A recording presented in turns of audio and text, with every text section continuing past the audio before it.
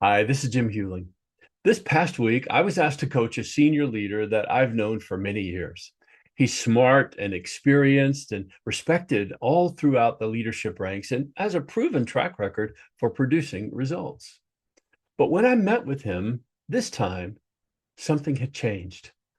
I noticed right away that his tone had grown sharp. His presence was tense and impatient. He was frankly harder to reach. And quietly, one by one, I learned that his best people had begun to leave. So I spent some time to meet with his team to see what I could learn that might be helpful. And I heard the team say things like, he's competent, but we don't think he cares about us at all. Another person said, we follow him, but we wish we didn't have to. And probably the worst comment of all was when someone said, he never hears the effort.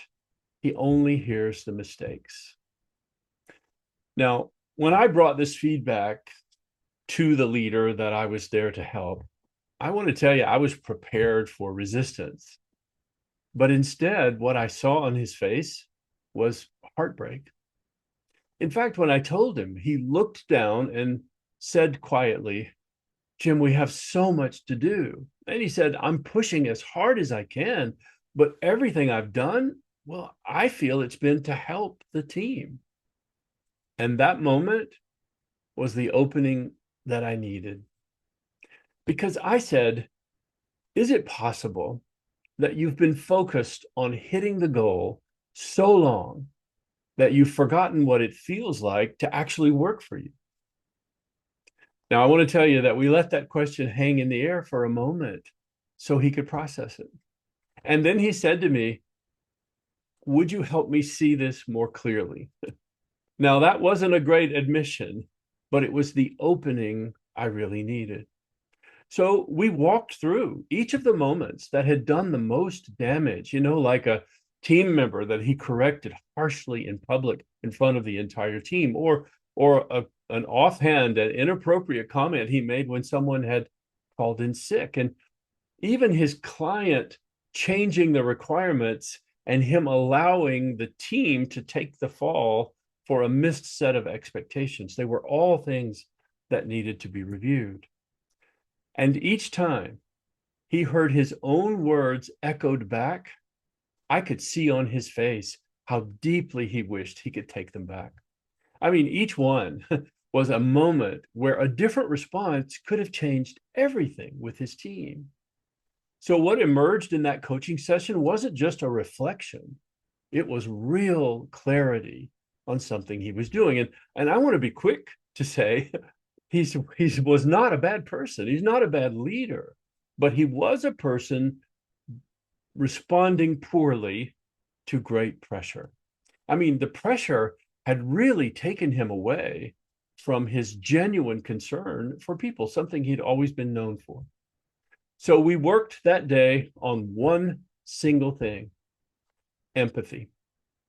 Now, I know empathy gets a bad reputation as being soft, but I want to tell you, it is not a soft skill. Empathy is a strategy for real connection. And when we lead with empathy, we actually lower the temperature of stressful situations, and we open the door to deeper truth that people can share without fear. And most important, we really begin to connect when we use empathy. Now, I want to be careful and say, empathy doesn't mean agreement. It means simply that we care enough to understand before we make a decision or offer a reaction, right? And when leaders choose empathy, you'll notice it, their tone just softens. I also think their decisions improve. And I think, frankly, relationship problems like this, well, they begin to heal. So, this week's leadership challenge I want to offer is to ask you to notice the moments that trigger you. The unexpected delay on a tight deadline, or the disagreement people on your team may be having and they can't resolve, or disappointment when someone fails to come through in the way that they should have. When it happens, pause and then ask yourself a question. What might they be feeling right now? or even ask, what is it they might need from me in this moment? What response would reflect the leader I truly want to be? Because I promise you this, in that moment, that small but powerful pause where you literally put yourself into the position of the other can change everything. Now, if this message resonates with you, or if I can support you in building more clarity or courage or humanity into your leadership, just reach out. I'd be honored to walk with you. But for this week, carry into the day-to-day of your work the willingness to pause before you react and then use empathy to guide you. I think you'll be glad you did. This is Jim Huling. I look forward to seeing you in the next episode of Execution Insights.